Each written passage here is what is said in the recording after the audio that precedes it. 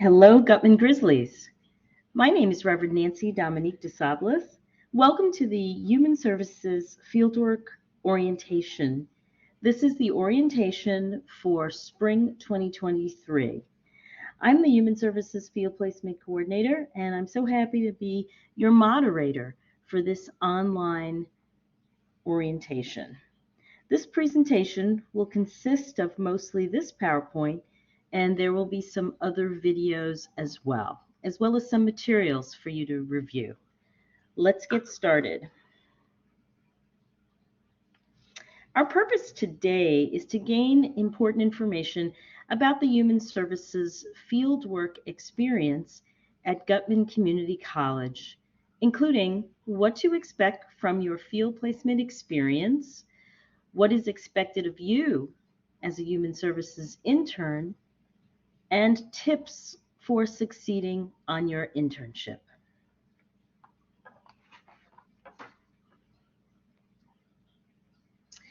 In addition, this webinar will give you the opportunity to review the academic eligibility requirements for your Human Services internship.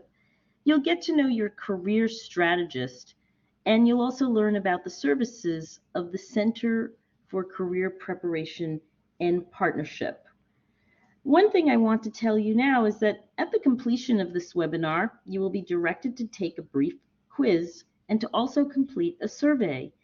The quiz is designed to test your knowledge about what you learned from the webinar, and the survey will ask you about what you thought of the webinar itself. I will remind you of this again at the end of this PowerPoint, but it's important that you complete both the quiz and the webinar so we can confirm that you attended this session.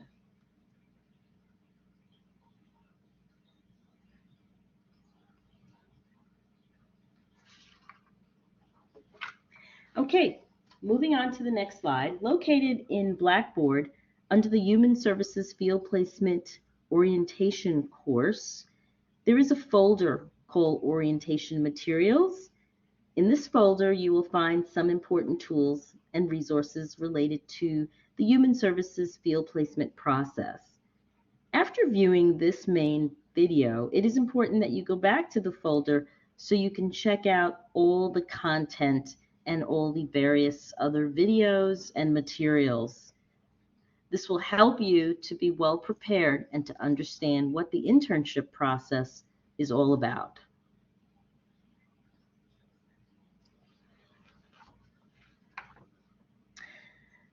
So this very important folder again is called Orientation Materials, and in it you will find the following items. You will find obviously this video, this PowerPoint, the Human Services Field Placement PowerPoint that you're viewing right now. You will also find another little video called Meet the Human Services Faculty and Staff. There'll be a small promo video that'll tell you a little bit more about the internship process. It's a short video clip.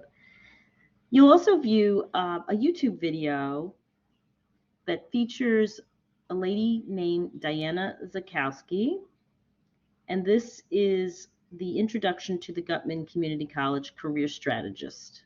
You'll learn about advising in the second year and what that all entails. It's a really important YouTube.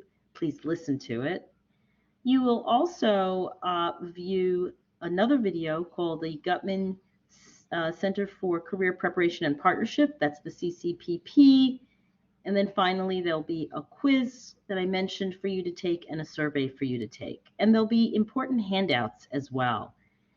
The handouts will consist of the Human Services degree map, the Human Services brochure, and there'll be some examples of the kinds of tasks that Human Services interns do on their internship. So I will tell you that this is a very comprehensive video and training. It will take at least an hour and a half or more for you to get through everything, but we highly, highly encourage you to take your time and really look through everything carefully so that you can have a good understanding of what field placement is all about.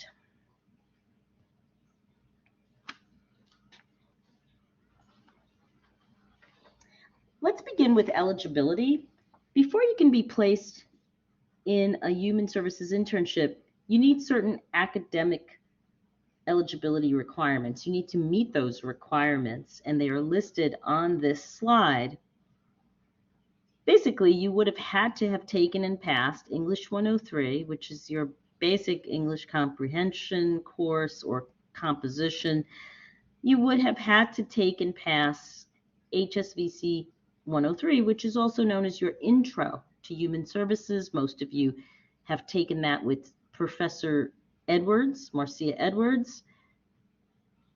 The course also involves a co-requisite, which is HSVC 113, which is called Methods of Intervention. So typically when you take the field placement course, which is called HSVC 201, you will also be taking the co-requisite. And you need to have a minimum of a 2.0 GPA. And of course, you need to attend this field placement orientation and complete an interview with me so that I can actually match you on your internship. So let's go through the rest of the PowerPoint and we'll talk a little bit about the matching and the other things that are involved. It's important for you to also know about your degree requirements so that you're able to map out your academic journey. Featured on this slide is a copy of your degree map. Now, it's important for you to connect with your career strategists so that you can understand your degree map. You're going to use this so that you can register moving forward for the correct courses and so that you can have a sense of what your trajectory is, where you're going to go, how soon you're going to graduate. It is important that you meet with your career strategist so that you can go over the degree map as well as your total academic plan. So with that said, let's meet your career strategist right now. So let's introduce you to your career strategist, who is Bibi Rosario. Miss Bibi Rosario is the Human Services Career Strategist. She is located in the mezzanine in room 207H. You'll note her email and you'll note her phone number.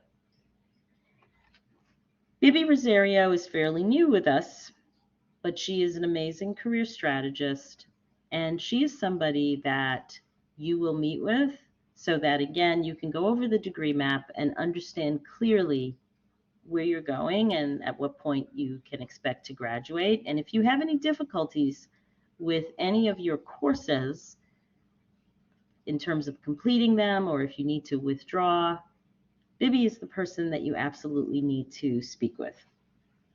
All right, moving forward, let's continue. So many of you already know what human services is all about, and many of you may have even volunteered or worked in a part-time job. It never hurts, however, to repeat what this field is all about. So human services is a broad field that seeks to support and strengthen and empower psychologically, socially, medically, and physically and economically vulnerable populations that need society's protection or need society's support or need access to services that can help empower and improve the lives of people. Human services is what we call a generic umbrella term. This means that people who work in this field can do many, many things. So just think of it as you're holding up a big umbrella and there's lots of things that can go underneath that umbrella. So human services professionals work as educators, counselors, probation officers. Some work as lawyers, for example, if they work with legal aid. Social workers, which is probably one of the biggest, most direct profession that many people who major in human services decide to eventually do. Some people work in HR, which is called human resources. We have community organizers, union reps, outreach workers, eligibility specialists, public health workers, that's really popular as well, psychologists, case assistants, senior center directors, client advocates, recreation specialists, job developers, gerontologists, and many, many more. Human services is a growing field, and the job prospects are excellent. In New York and nationally, the number of human services jobs is expected to grow with the increase of assistance that will be needed for different populations, such as the elderly, children, immigrants, and individuals who are homeless or what we now call unhoused. We are people specialists. We help people, communities, and systems to function optimally and to gain access to needed resources. We also help with issues such as social injustices. So, achieving an associate's degree in human services provides you with a rich foundation that you can build on and take your career in many different directions, especially now that we are still in the midst of the COVID-19 pandemic. Many things are happening in society, and many people will need assistance as a result of the fallout from the pandemic. That said, while you are currently pursuing an associate's degree in human services, it's important to know that the associate's degree is generally not enough. You will need to go on and obtain at least a bachelor's degree and more likely a master's degree in order for you to make maximum impact in this field. It's important for you to move on with your education. Also, the income levels tremendously increase with the more education you receive. All right, let's move on to the next slide.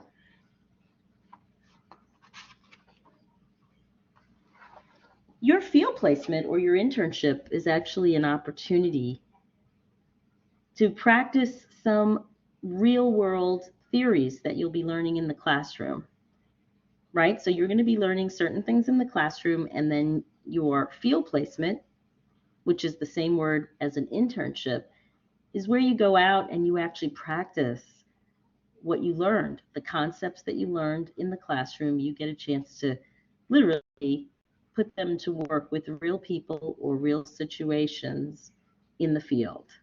So field placement is about practicing what you learn in the classroom and really putting it in place in a actual setting.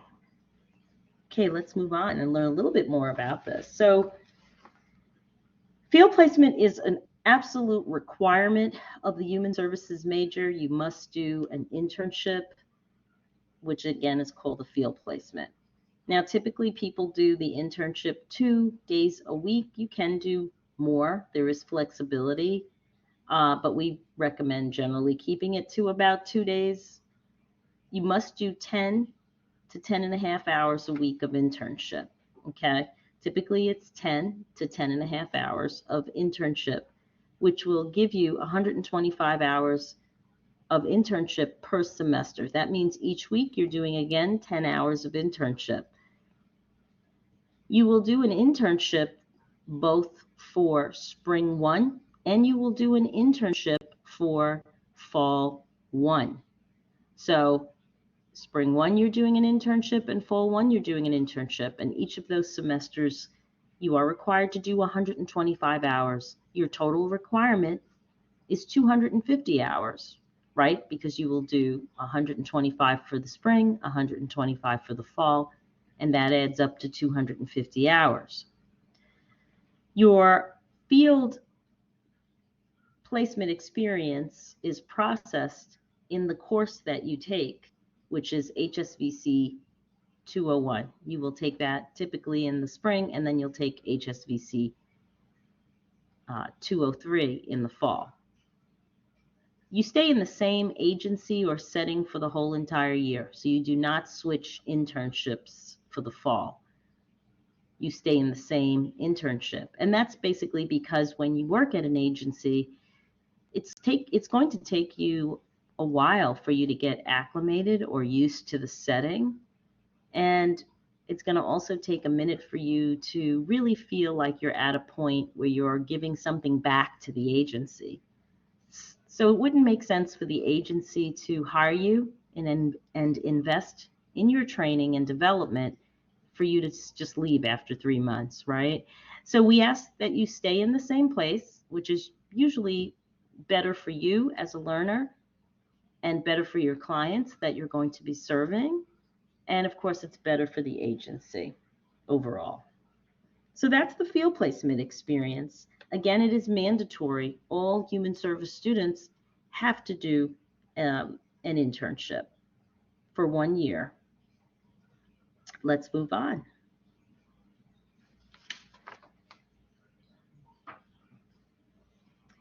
Internships are currently unpaid, but there may be some future opportunities for students to get some kind of compensation for their internships.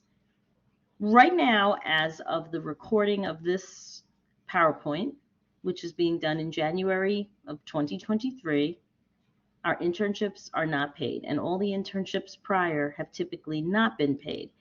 However, CUNY is really looking at supporting our students and possibly offering, again, some kind of compensation.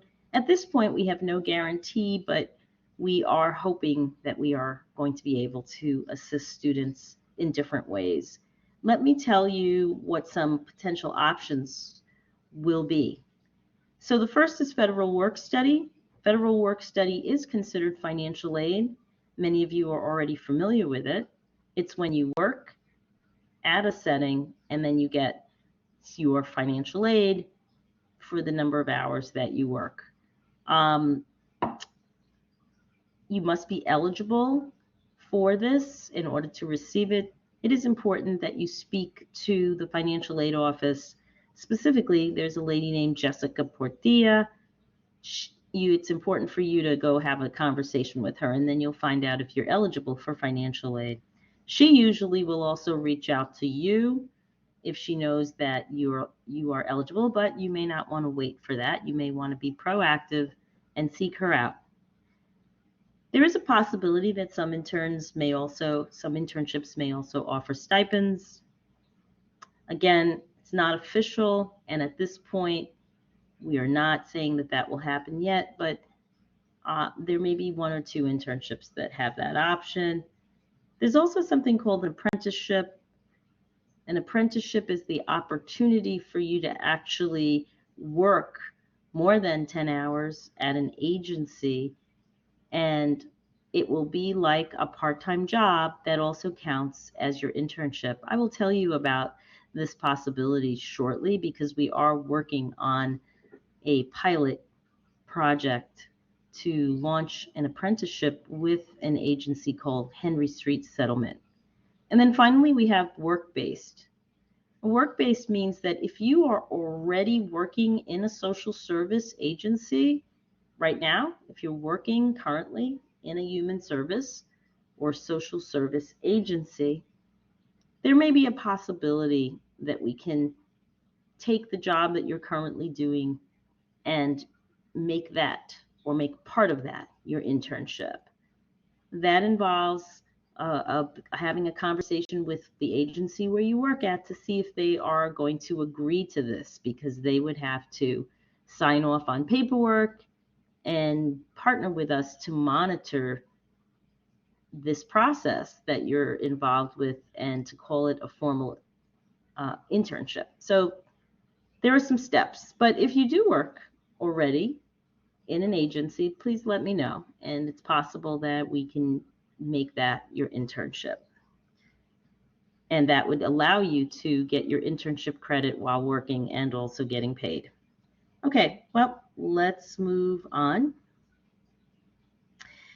Okay, I want to tell you specifically what the internship start and end dates are going to be for this semester.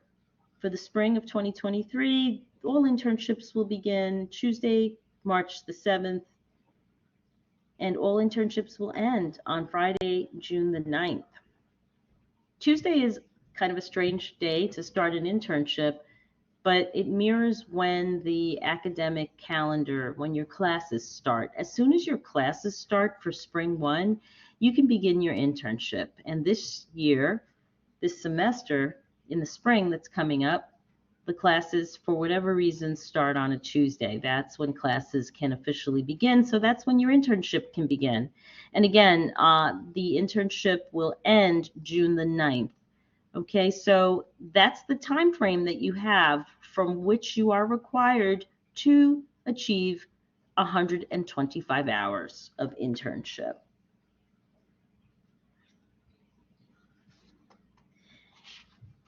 Now, there are two models of internships.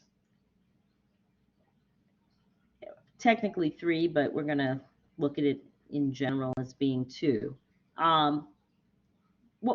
The first is what we call full semester on site. I already explained to you what the work-based was, and then there's something called a limited hybrid.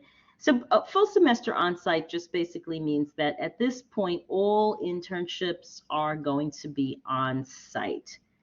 There really are no more remote internships. We did have a lot of remote internships when the height of the pandemic was taking place, right? Because obviously many people were working from home, many agencies were not operational, and luckily many of them were willing to offer a student a remote internship.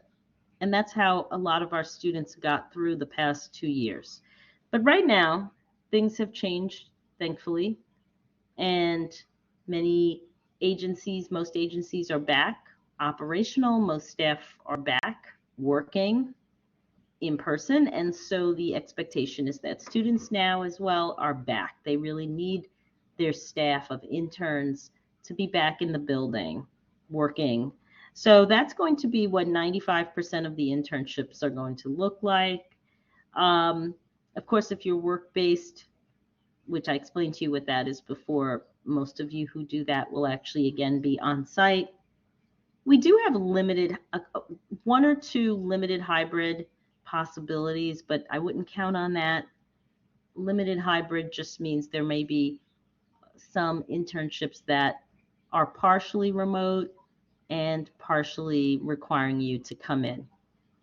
Okay, so, but most of them are going to be fully on site. So you can and should expect to do an internship where you actually physically go to the agency, again, 10 hours a week. Now, I want to talk to you a little bit more about this apprenticeship, which I mentioned before. If you're interested, please let me know, and I'm happy to talk to you more about it. First of all, it's a pilot, and what a pilot means is that it's something that we are experimenting with. Depending on if we find a good student that can do this, we may launch this for the spring, or it may be launched for the fall.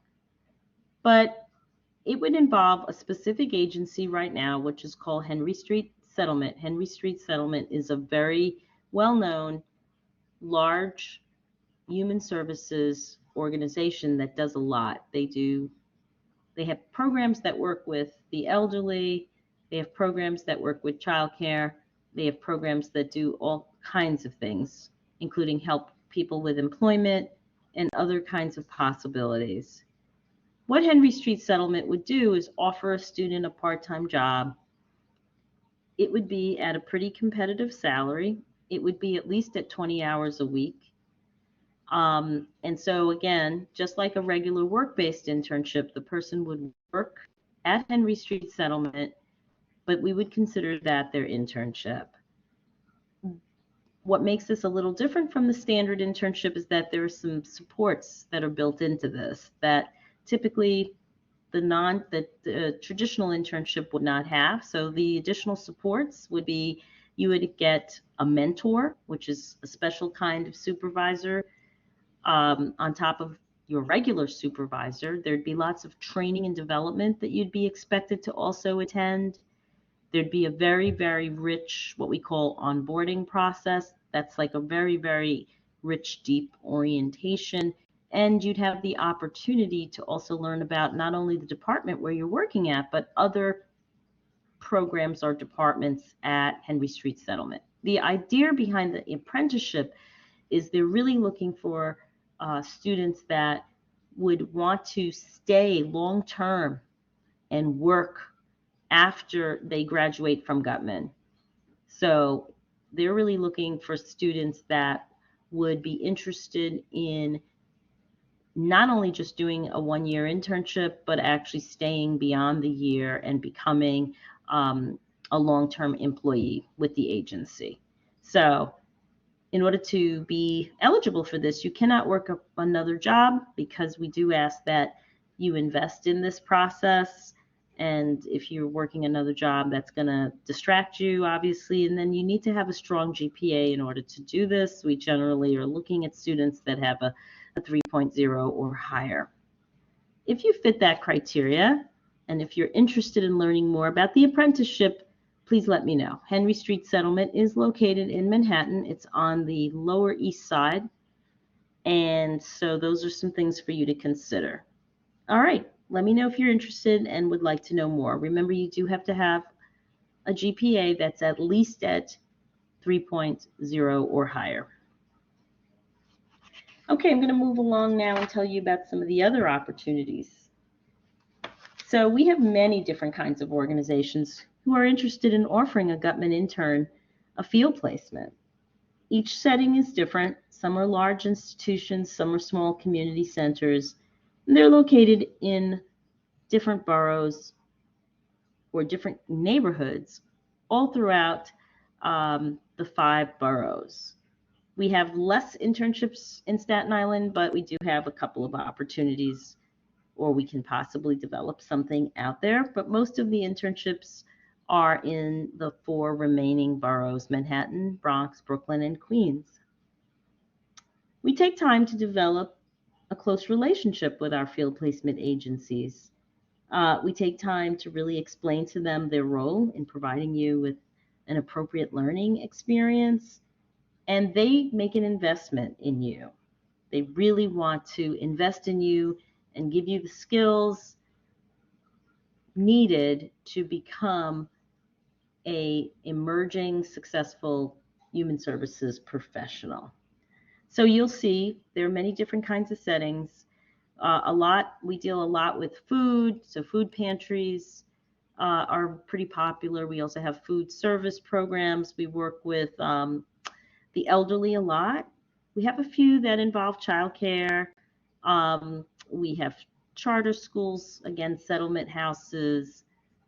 We have different kinds of organizations that do different things. So you will let me know what you're interested in and what you really would like to do, and we will see if we can find an appropriate setting that works for you. We also have a few settings that deal with mental health and things along those lines. All right, let's move on. So COVID-19, that's obviously something that still is on a lot of people's minds.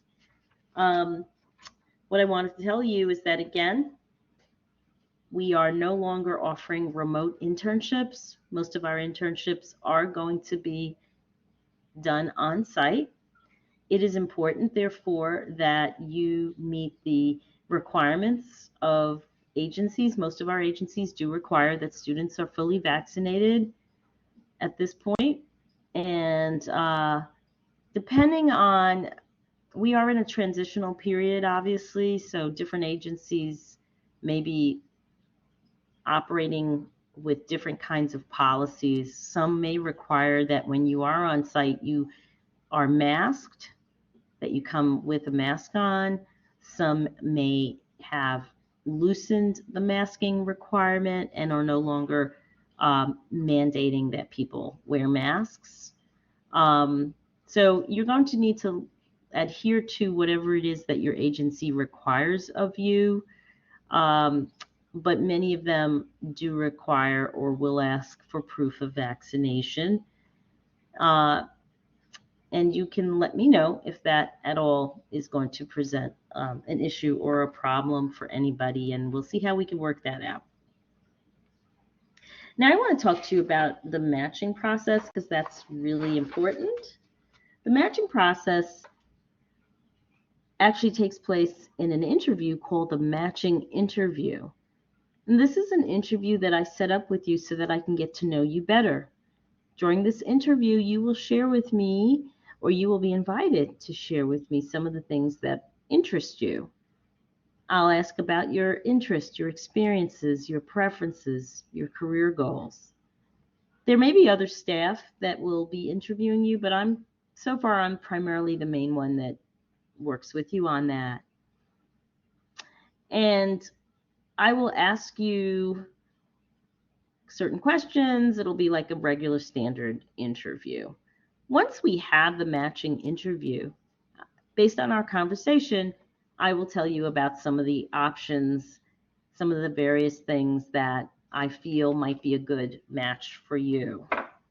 And usually at the end of the matching interview, I would have identified an actual agency and a setting for you to work with. Sometimes I talk to you about 2 options and I tell you to go do some research and then come back and tell me the one that you really want to be working for.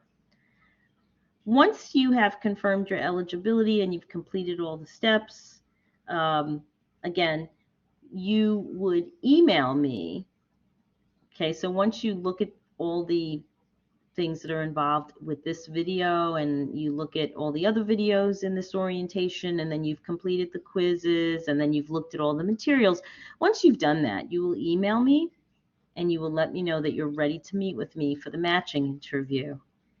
Typically, I have the matching interview online through Zoom, but we can also do that in person, as I am at Gutman a few days a week on the college, or we can set up a matching interview via Zoom. Once the matching interview is complete, again, hopefully at the end of that process, we will identify an agency that you're interested in working with. And your job will be to contact the supervisor to arrange for a second interview, which is called the agency interview. That's where you now go meet the actual people at the agency that you will be meeting with. Let's go into the next slide and I'll give you the details about that. So this is the agency interview. Once you've been matched, you would contact the agency by sending them your resume and your cover letter. Then typically you wait for a few days for somebody from the agency to get back to you. Once you hear back, you and the person can arrange a time that is mutually convenient for both of you to meet with each other. Most of the interviews are in person. Very few of them, again, are happening by Zoom, although if that's what the agency is comfortable with that, then that's certainly okay. But most interviews are happening via in person. You want to treat this agency interview just like a regular interview. In fact, it is a regular interview. You want to prepare in advance. You want to dress professionally. You want to bring at least 2 or 3 copies of your resume, and you want to arrive on time. It is a regular interview because meeting with the person at the agency doesn't guarantee that you will get the internship. At the end of the interview, you will let me know how it went, and hopefully you will be offered the internship. Most people are offered the internship at the end of the process when they met with the agency. And most students gladly accept the internship. If you meet with an agency and you feel uncomfortable or you feel strongly that after meeting with them, this is not the right placement for you, then you would certainly let me know and we would redirect you somewhere else. But most students and most agencies click the first time. And remember, it doesn't have to be a perfect marriage, right? You just have to kind of be willing to give this opportunity a try and feel comfortable enough and have a sense that this could work out for you and that you'll learn a whole lot. And that's what the whole purpose of the internship is all about. All right, let's talk about interview attire. So because your matching interview and your agency interview are actual real interviews. Even the interview that you have with me is an interview. We're going to talk about how you should present at these interviews. It is very important that you dress appropriately in interview clothing. And again, 90% of your interviews are going to be in person, but if you should have a Zoom interview, even then, you must appear online dressed appropriately. So what you see here is interview attire. Now, this is interview attire that is what we call female-oriented. Um, no matter your gender, whatever you feel comfortable with, whether you feel comfortable with male or female clothing or something neutral. I'm showing you a bunch of variations so that you can decide. So you'll see the look on the right is a more business look. You'll see there's a suit, there's pumps.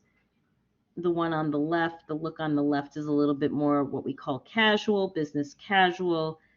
These are looks that are very appropriate for interviews.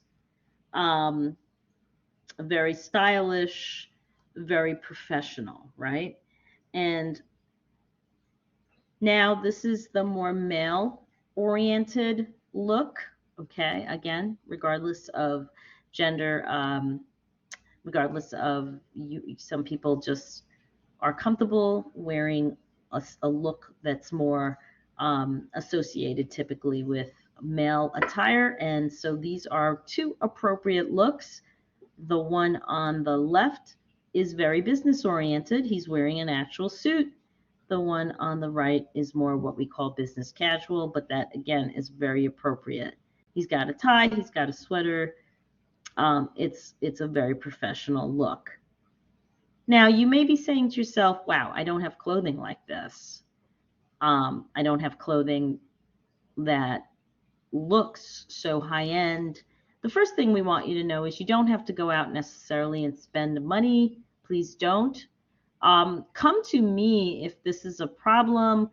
The first thing I would say to you is sometimes people do, they shop in their, what I call go shopping in your closet. Sometimes you may have something in your own closet, or there might be a family member that can let you borrow some interview clothing. So sometimes just looking at what you have around your home or what somebody, an aunt, a sibling, a parent might be able to let you borrow is good enough. You don't have to go spending any money, and they can help you put together a professional look. If this is a struggle, if you're struggling with this, it's important that you let me know because we do have resources that can help you. The Gutman CCPP, which I'll tell you about, has some connections with agencies that can actually help you get interview attire. Come and talk to us. The Gutman Connects office also has some interview attire. They've got shoes. They've got different kinds of things that they can assist with. So if this is a problem, don't worry. Let us know. But the most important thing is that you cannot show up on an interview dressed unprofessionally because that will absolutely impact the results and you may not be offered the internship. Okay. In addition to getting together a basic wardrobe, which is a skill that you're going to need to do not only for the internship, but essentially for the rest of your life, right, as a professional, it is important that you have the following. You need to have a working resume. You also need to have a working thank you letter and cover letter. Well, cover letter, I should say, is the most important. And then even a thank you letter, meaning after you have the interview, the standard practice is to send an email or a letter to the person who interviewed you and to thank them for the time that they took to meet with you. Again, we spoke about obtaining the professional attire. If you are in need of a resume, or if your resume needs some help, or if you need help putting together the cover letter or thank you letter, Don't worry about that. There are lots of resources. The biggest one is the CCPP, which is the Gutman Center for Career Preparation and Partnerships. They can help you put together a resume. Also, there are other departments as well that can help you with your resume, but the main office that's responsible for this is the Gutman CCPP. I will also let you know that on January the 20th, hopefully we won't have bad weather and we won't have to reschedule it because it typically snows in the middle of January, but let's not think about that. On January the 20th, in the morning, we are actually going to be planning a resume workshop with the CCPP. It's going to be a great opportunity for you to come learn more about resumes and cover letters. And then members of the CCPP and even members of the Human Services Program will help you either enhance your current resume or put one together. But it's important that you do this as fast as possible and don't wait until January 20th to make an appointment. If you know right now that your resume needs help, please go take care of this immediately so that you can have a working resume by the time we meet for our matching interview. Here's information about the CCPP. They are located at Gutman Community College in room 407. You can make an appointment with them on Starfish. In some cases, you can even just walk right in. Again, they help all students with resume development, interview skills, job search. They help non-human, well, they also help human services students, but when I say they help non-human services students, they also develop internships for students in other majors, and they run a lot of events, panel discussions, and workshops. So it's absolutely worth getting to know them. Okay, once you have gone through all those steps, meaning you've watched this video, you've watched all the other videos on this orientation, you've taken the quiz, you've taken the survey, you've read the materials, the next step is going to be for you to contact me after you've done everything. Contact me as soon as possible. Send me an email. Let me know that you're interested in having the matching interview. Once we set that up and then you do your agency interview, you will let us know if you got the offer, right? Once you get the offer, we will certainly be happy for you and excited.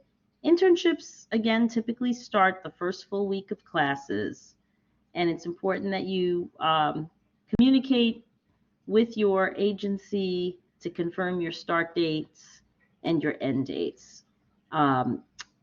But that's going to be how the process is typically going to work. So we are excited about that. Now let's go on to the next slide. This slide is a pause just for you to think about questions that you may have, because I know there's a lot of things that I'm saying to you. It's a lot of information. You are welcome to look at this video again. We're not done yet. We still have a lot more to go, but I encourage you to begin thinking about questions, and then when you meet with me at the matching interview, you'll have all your questions ready. I want to now talk about what to expect from your field placement. Once you are actually placed at your field placement, what then? Like, what happens, right? Well, you can expect to learn a lot. You'll learn about your clients, you'll learn about the agency, you'll learn about yourself, you'll learn to increase your practice skills, you'll expect to be challenged, okay? A good internship shouldn't be super easy where you're feeling like you're not learning anything. You really want to be challenged and stretched. You can expect to practice what you're learning in the classroom. You'll learn about community resources.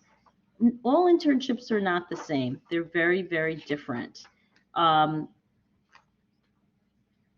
It all depends on the setting that you're placed at and what your unique internship is all about. So what you're doing may be very different from what your friend is doing, but as long as you're having a valuable human services experience and that you're learning something, that's really the most important thing. Sometimes people expect to do big things right away, and I will tell you that typically that's not how it works. Sometimes we have students that have unrealistic expectations. They take on an internship and they think they're going to do therapy with a client, and we say to them, nope, you have to have advanced degrees to do something like that. You have to be a PhD psychologist. So we tell people to not have unrealistic expectations. This is an opportunity to gain exposure. You'll see maybe what a psychologist does. You'll learn a little bit more about what social service agencies focus on. And gradually, little by little, you will do more. In the beginning, you usually are just observing.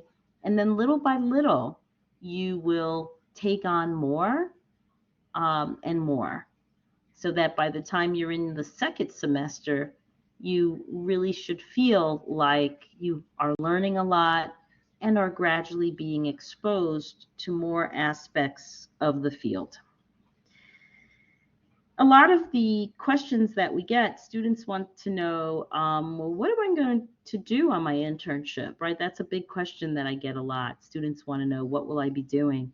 You can be doing any number of things. And when I place you on an internship, when we discuss this at the matching interview, I typically give you a job description. So you have an actual job description, so you'll know specifically what you'll be doing. Part of going on that interview, too, is you need to research the agency, because the questions that you will be asked are going to be challenging. But let's get back to this slide. What will I be doing? You could be doing any number of things. So you can be doing, you might have ongoing client contact, direct service. You might be calling, or literally providing what we call direct service contacts with somebody in need of assistance. You might observe intakes. You might eventually conduct intakes. You might have to make referrals to community agencies. You might attend conferences and meetings, talk to different people in the field, go on visits, go on court visits, practice active listening and empathic responding. You might design and develop handouts, flyers, social media campaigns. So there might be some computer or administrative work, which most internships always have. And that's important because human services does involve some administrative activity, but most of your activity should be direct service. What we expect from you, we expect you to be professional, to be flexible, to take initiative, to be reliable, and to submit biweekly timesheets, and to maintain excellent attendance. I want to tell you a little bit about the fifth bullet, which is submit biweekly timesheets. This is going to be extremely important. Remember, you have to do 125 hours on your internship, and the only way that the teachers are going to know that you did 125 hours, because you cannot pass the course unless you show them that you did the 125 hours or that you are doing 10 hours a week. The way you're going to do this is you're going to document your time on timesheets. Okay, we have a separate training video on timesheets. When you officially start the semester, I will send that to you. It will be very important for you to watch that, so you know how to properly fill out a timesheet. That's typically done every 2 weeks. You fill out a timesheet. You make sure that the math is done correctly so that your timesheet doesn't get pushed back to you. You sign it, you send it to your supervisor, and your supervisor then sends it to us. We'll go over the timesheet process with you, but that's going to be important. And you also want to maintain excellent attendance.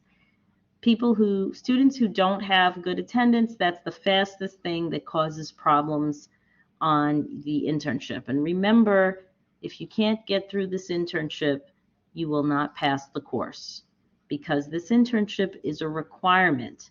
So if you're working another job, I do highly recommend that you really take that into consideration. You may need to talk to your other employer and let them know that you have an internship requirement, and if possible, cut back on your hours.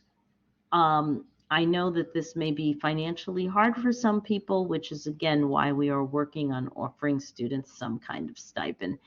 But in the meantime, if you can, we do ask that you, um, if possible, take a break from whatever job you have or not pursue additional employment during the time that you will do your internship. Because I can honestly tell you that if you do, you will be faced with a lot on your plate. Many students burn out, many students just can't handle all that, and something suffers. And unfortunately, what usually suffers is their coursework, and that's not the point of this, right? The point of this is for you to get an experience that's going to help you in your career, not pull you back. So if you can afford to not work another job, we strongly advise that you do so, that you not work another job while you do your internship. Okay, what we can expect from the agency is to orient you to their mission, their functions and services, provide ongoing face-to-face supervision. That's important. That's probably the most important thing, that you get supervision. You shouldn't be at an internship where you feel like no one's monitoring you or seeing what you're doing. They're going to provide you with all the different opportunities. They're going to help you complete your sign your timesheets, and they're responsible for also making sure that they do your evaluation and any other paperwork that's required. As I mentioned to you before, working with your supervisor is one of the most important things that you are going to need to do. A successful internship is often as successful as your relationship with your supervisor. So that's the most important person that you need to connect with on your internship. And here are some tips for how to work with a supervisor. Share with your supervisor what you're learning in class. Really develop a relationship with them. You want to provide them with your course syllabus and other documents. Let them know if you're feeling bored or overwhelmed or underutilized. Let them know what you need to learn. You know, sometimes you're the one that has to direct your learning and be in charge of that. Speak up and let your supervisor know if you're uncomfortable. Share textbooks and readings and articles. Just strive to build a good relationship with your supervisor. And we know that this can be difficult, but difficult in a sense that young people aren't often used to connecting with their supervisors in a way that is empowering, but we encourage that, and that's going to be an important learning as well. And of course, we'll help you do that. And on that note, actually, I'm going to go back to challenges. So the next slide really is about challenges. Challenges, managing challenges. On your internship, sometimes there are challenges that come up. It's not always an easy situation. And for the most part, we expect there to be challenges. Challenges are actually good because sometimes that's what helps you to learn and grow. So most challenges are a normal part of the learning process.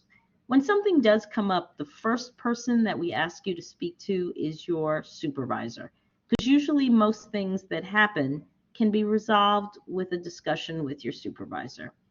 And you don't necessarily need to get Gutman or myself involved. However, we absolutely encourage you to speak to us if there is something that is bothering you about the internship and you need to talk to somebody about it. We are here to support you. So bring your challenges and your concerns to your seminar class, your fieldwork class, talk to your instructors, and of course, talk to me since I'm the field placement manager. If your concerns are being unresolved, you want to speak to your what you call your field associate as well. I'm going to introduce you to your field associate and tell you who that person is. the bottom line is don't just sit there and do nothing if you're feeling like something is off. Sometimes it's just an issue with yourself, then you need to kind of breathe and get more comfortable or face a fear that you may have. And sometimes it's a combination of that and something that you're picking up that really needs attention, that there's something off that we also need to check about the internship. So it is important for you to just speak up no matter what you're feeling and bring your concerns to somebody so that we can help you process them and address them with you. And that brings me to your field associate. I had mentioned that earlier. Your field associate is somebody that you're going to be assigned to. Okay, they're kind of like a peer mentor. They're actually interns too, but they are interns at a very high level. Most of them are going for their master's degree or their bachelor's degree in social work. They work with us throughout the year. You're going to be assigned a specific person who's going to be like your buddy. They're going to check in with you. They're going to see how you're doing. They are being trained as to be professional licensed social workers. So they are, and some of them are already working in the field. So they are actually very, very skilled, and they work with us to help monitor you and your field associate. I mean, you and your agency. They also provide assistance and support to your supervisors. So again, they check in with you to monitor your progress. They're also going to conduct field visits. Once a semester, they go out and they'll be doing this in person or on Zoom, and they will be doing what we call a field visit. A field visit is a formal visit where we visit the agency, talk to you and the supervisor at the same time to find out how things have been going on the internship. Your field associate is the person who typically coordinates these visits. Sometimes myself or one of the professors will also go out in the field to attend that meeting. Of course, if there are complications with your field, with your internship, we will definitely be there. But the point is that you can expect at least one, probably 2 visits a year from your field associate, visiting the agency to see how you're doing. So that's enough about that. I'm going to move to the next slide, which is just a general slide about tips to make the most of your internship. We want you to have a successful experience, and you'll learn a lot about how to do that from your HSVC 201 class. But generally, be open to learning. Be receptive to feedback, again, from your supervisor. You want to manage your time, your stress, your family expectations. There's a lot of stress on Gutman students.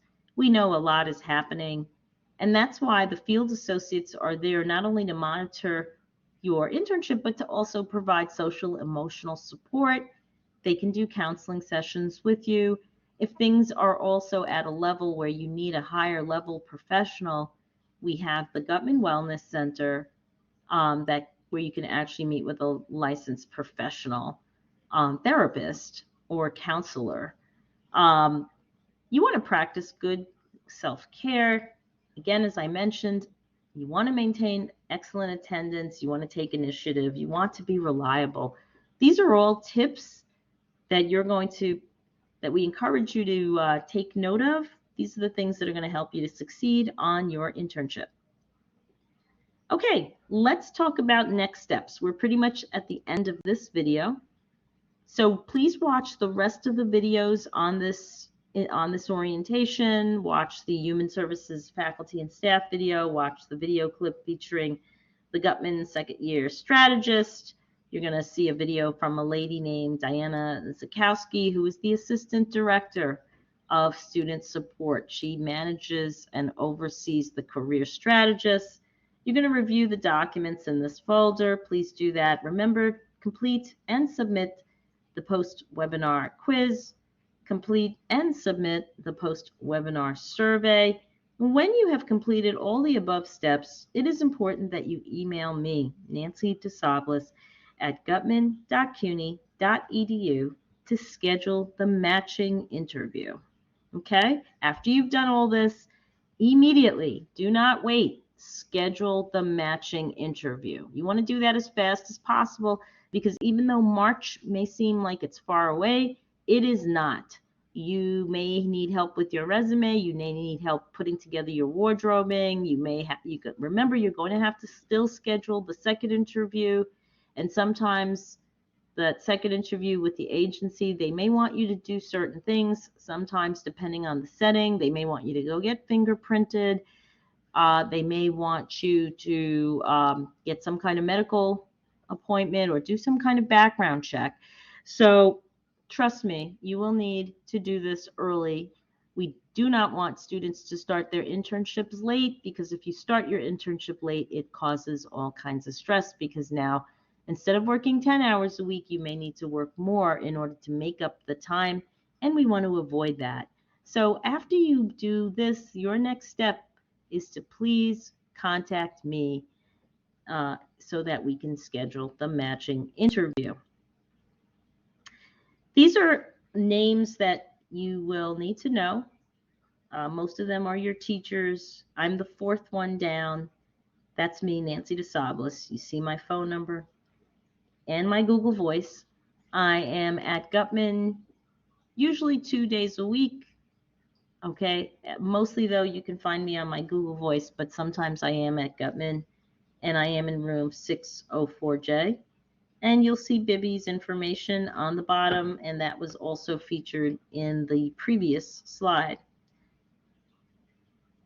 Do not forget, email me when you have completed all the steps so that we can schedule a matching interview. If you prefer to call me, you can reach me at 646-313-8846 or my Google Voice, which is over here listed on this slide, 516-350-8530. But I do prefer to get an email from you so that we can schedule your matching interview. All right, I believe we are at the end of this. It's been great to do this, to meet you, and I wish you all the success. I'm all excited for you. I can't wait to meet you at the matching interview so that we can help you on your journey of finding a successful human services field placement. Be well, take care, have a great day, and please email me when you've done all the steps so that we can take it to the next step with you and get you a great internship. Bye-bye for now. Take care. Be well.